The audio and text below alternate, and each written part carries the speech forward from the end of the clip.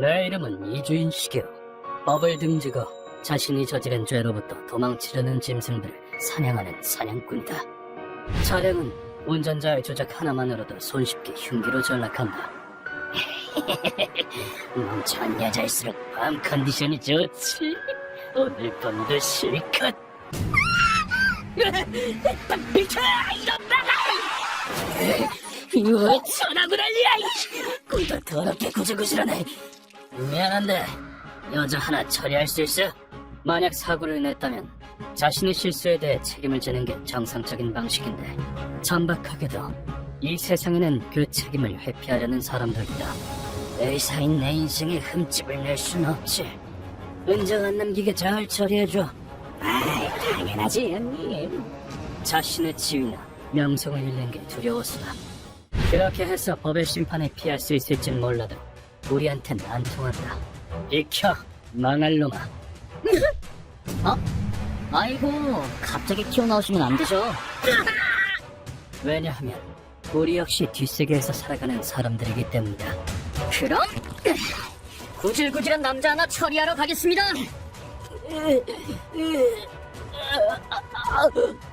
긴급 수술 시간이다. 돌팔이 양반, 네 몸에 있는 죄라는 이름의 종양을 절제해주지. 뒷손을 써서 법의 심판을 피하는 놈들한테는 무법의 심판이 기다리고 있다. 속이 너무 시꺼매서 절제가 불가능하겠군. 그럼 그 썩은 부분을 전부 쥐의 먹이로 줘야겠어. 저지른 죄에 걸맞는 고통과 절망을 선사한다. 그것이 고문 소믈리에인 내 사명. 그래서 내 사무실을 찾는 사람들은 모두 씻을 수 없는 원한을 가진 사람들이다. 안녕하세요. 앉으시죠. 네. 오늘은 이 남자가 왔다. 루카가 차를 내오자 그는 내가 묻기도 전에 입을 열었다. 실례지만 재판도 안 받고 도망간 쓰레기들을 처리해 주신다고 들었는데요. 아, 네. 하지만 실행에 옮길지 말지는 의뢰를 듣고 결정합니다. 그의 눈동자에선 깊이를 알 수 없는 원한이 비쳤다. 마치 새까만 불꽃이 타고 있는 듯한 눈빛이었다. 그는 내 대답을 듣고 괴로운 얼굴로 천천히 말을 시작했다. 어떤 남자 때문에 제 딸과 아내를 잃었습니다. 이 정도로 부족합니까? 좀 더 자세히 말씀해 주시죠. 의뢰인에게는 아내와 나침이라는 외동딸이 있었다. 여름 되면 같이 바다에 놀러 가자. 그럴까 우리 딸? 나침이가 싫다고 할 때까지 실컷 놀아야겠네. 나침이는 바다를 좋아해서 매년 여름마다 해수욕장에 놀러가는 게 연례 행사였다.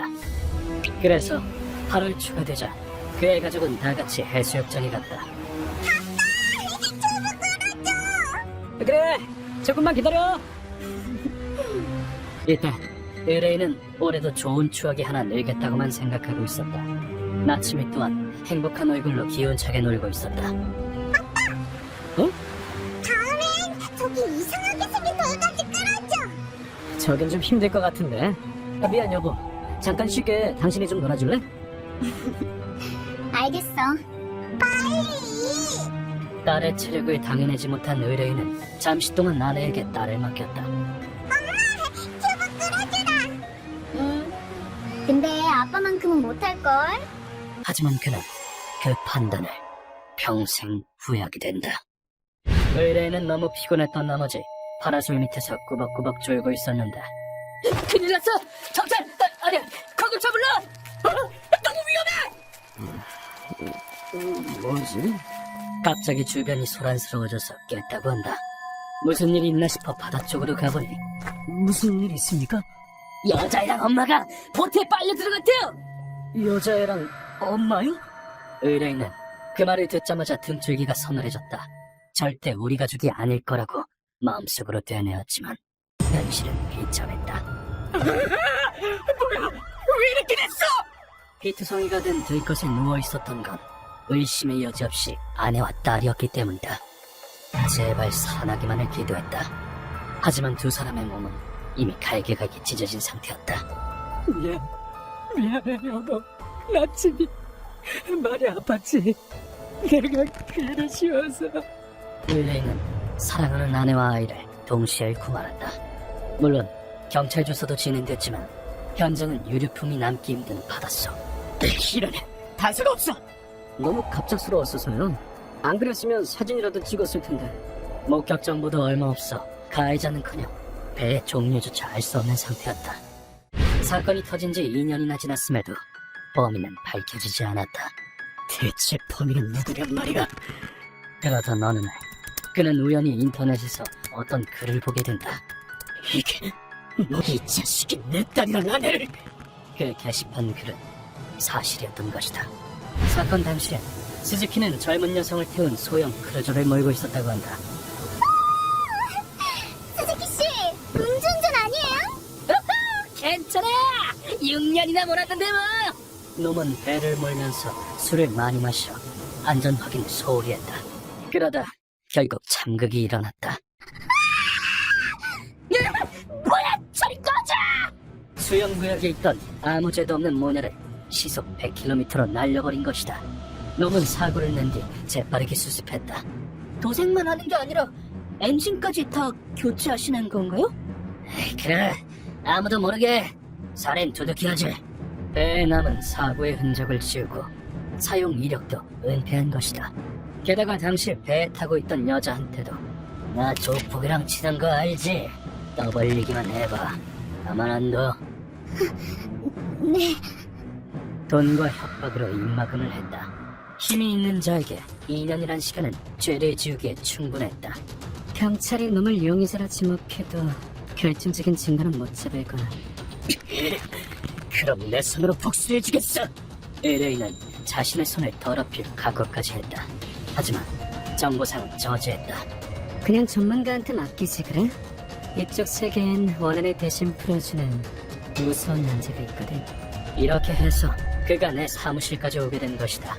모든 이야기를 마친 의뢰인은 내게 머리를 조아렸다. 대단하신 분이라고 들었습니다. 부디 제 아내랑 딸의 원한을 풀어주십시오. 그리고는 큰 소리로 간곡히 부탁했다. 저는 아내랑 딸의 마지막 모습도 못 봤습니다. 모터날의 갈기갈기 찢어졌어요. 사랑하는 아내와 딸을 그렇게 만든 놈이 왜 태평하게 살아있는 겁니까? 절대 용서 못해! 그는 2년 넘게 쌓은 통곡과 분노를 토해냈다. 그의 손에서는 말로 할 수 없을 정도로 깊은 슬픔이 전해졌다. 잘 알겠습니다. 그 원한 제가 풀어드리죠. 정말 감사합니다. 그 슬픔을 풀어줄 수 없다면 고문 소믈리에라는 이름을 쓸 자격이 없지. 술에 꼴아서 여자 인생은 물론이고 한 가족의 인생까지 빼앗아간 나쁜 자식. 그러고도 추잡하게 은폐를 하다니. 그 썩은 속내를 내가 다 제거해주마. 네 놈이 빼앗아간 생명의 무게가 얼마나 무거운지 알려주겠어. 자, 단죄의 시간이다. 놈은 경우 목적으로 늘 조폭을 데리고 다닌다. 들은 대로네요. 그 자랑스러운 배를 보러 이 밤에 여기까지 온 건가? 그걸로 사람까지 죽여놓고 지아야가 말해준 그대로였지만 옆에 있는 사람은 분명 교국구 조직에.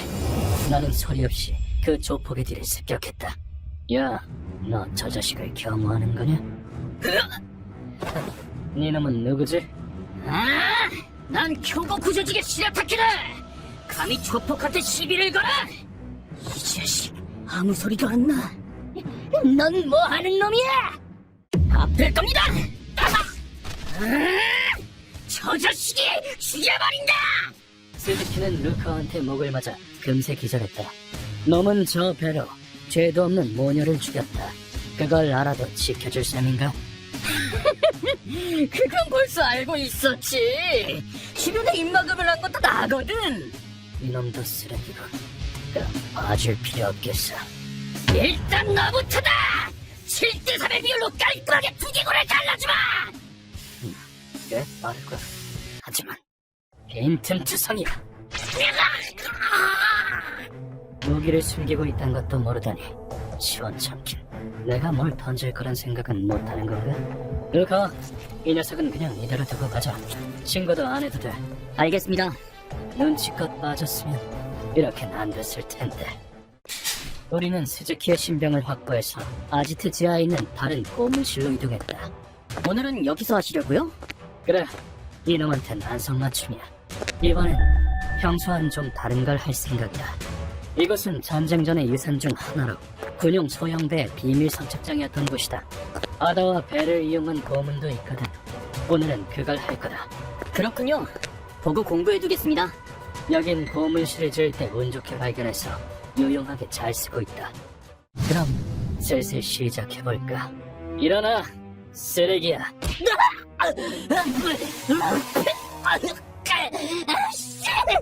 놈을 쳐서 배 밑으로 떨어뜨렸더니 기묘한 소리를 낸다. 아, 수돗물이 오염돼서 독화돼 있었던가. 쇠사슬로 묶여있는데도 가라앉지 않는 점은 칭찬해주지. 이 새끼들아! 난 교국구 조직을 백으로 든 사람이야!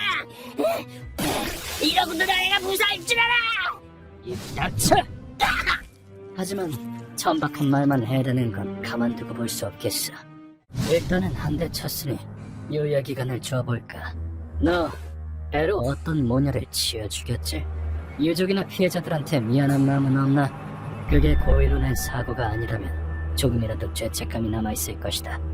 그러나 내가 원하는 말은 돌아오지 않았다. 그딴 흑사들 뒤진 게 뭐 어쨌다고!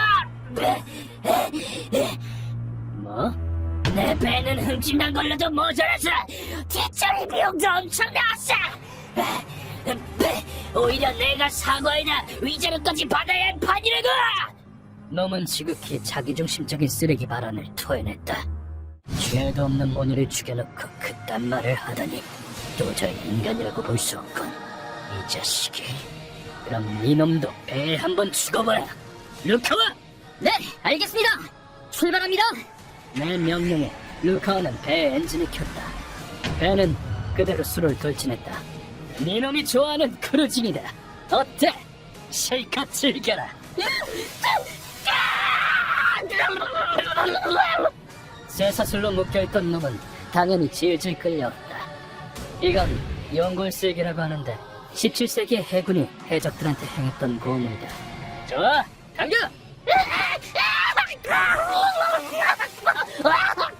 방법은 아주 심플하다. 줄로 묶은 해적을 배에 동여매고 질질 끌고 다니는 것뿐. 이 고문의 잔인한 점은 물 안에서 숨쉬기 힘들다는 것뿐만 아니라 멈출 때 배 밑에 붙어있는 조개들한테 살이 깎여나간다는 것이다. 여기선 선체에 조개가 붙어있지 않기 때문에 새로운 장치를 해두었다.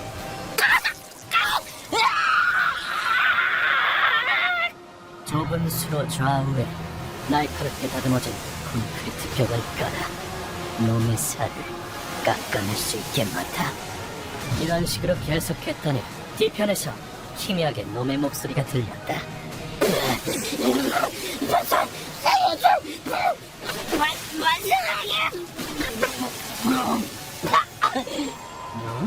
산소결핍에 저체온증은 물론 상처투성이가 된 몸으로 오수에 절여졌으니 죽음이 눈앞에 왔다는 건 실감없겠지. 수로와 바다가 이어지는 곳에서 나는 배를 멈추고 놈의 부탁대로 쇠사슬을 풀어주었다. 자, 풀어줄게. 고맙습니다! 뭐, 피날레를 장식하기 위해 필요한 과정이니까. 그리고 다시 엔진을 켜 배를 유턴시켰다. 그럼 전속력으로 저 녀석을 치겠습니다! 배는 수로 앞에서 유유히 떠다니는 놈에게로 향했다.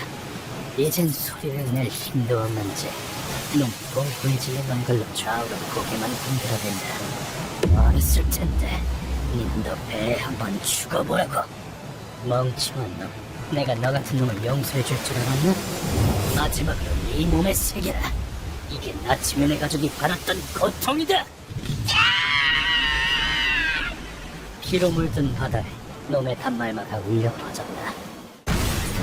그 후 배를 멈췄더니 뒤에서 놈의 시체가 떠올랐다. 열수하자. 그리고 돌아가면 소각 처리해. 선생님, 설정들은 어떻게 할까요? 물고기 밥으로 줘. 그리고 제가 되면 바다에 뿌릴 것이다. 놈도 만족할 만한 엔딩이겠지. 이렇게 이번 의뢰도 끝이 났다. 놈의 단말마가 피해자들의 원한을 풀어주기를, 그리고 의뢰인의 아내분과 딸은 편안히 잠들기를 기도한다.